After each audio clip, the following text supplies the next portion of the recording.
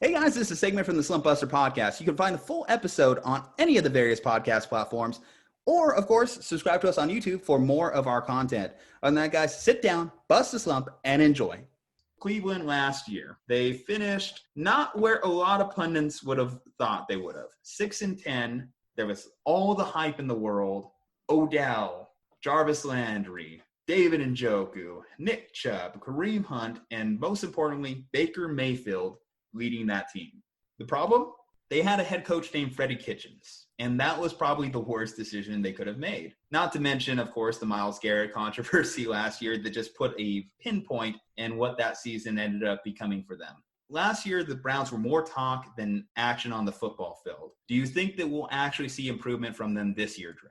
I liked what they did in the offseason, honestly. I thought that they had a pretty decent draft. They picked up some good free agents. But at the end of the day, I think they're still just a bad organization, right? They're the Cleveland Browns for a reason. And so I think I have them improving slightly. But again, they're just in a really hard division, right? We know that they've got to play Pittsburgh twice. We know that they've got to play the Ravens twice. They'll probably get some easy wins with the Bengals, but I don't see them improving all that much. I do have them improving by 1 win, so I have them at 7-9.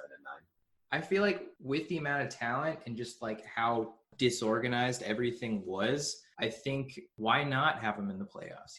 Why could this team not go 9-7? Yeah, 3-game gap. Are they 3 games better than where they were last year? And it just, I guess, depends on how much value you put on the head coaching position. Kevin Stefanski, I don't believe that he's the ultimate answer that this team needs to take that next jump. But I think he's a better coach than Freddie Kitchens. I don't think that's arguable, just because here's the big thing with Freddie. He wasn't even a play caller until a couple years ago, when the Browns gave him that opportunity. And then suddenly he jumped from not being a play caller to being a head coach. Kevin Stefanski, at bare minimum, was a decent offensive coordinator for the Vikings last year. And the Vikings had a very simple formula to win.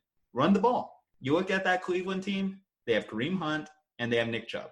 2 very talented running backs. And although we haven't seen Stefanski really use a committee backfield approach, he's definitely been more bell cow when he had Dalvin Cook back there. I think you could get very creative with those 2 backs. A lot of play action. I think that's going to get Baker Mayfield outside the pocket to use a little bit of his athleticism. I'd like to see Baker in better shape. I mean, he can't look like me this year. That's the big problem. Baker Mayfield actually has to look like an NFL quarterback. And if he does that, then he could capture some of that magic that he had in his rookie year. Try and regain the moment and just let his play do the talking. He said he's going to let his play do the talking this year, but that's going to be the big transformative moment for Baker Mayfield. I had this team finishing as surprisingly 10-6 this year as I went through the record.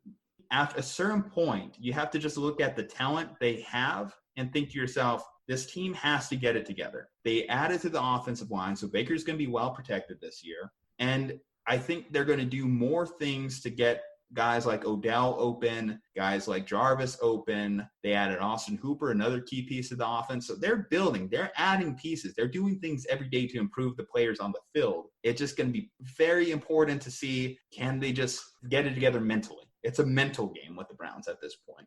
Yeah, I'd agree.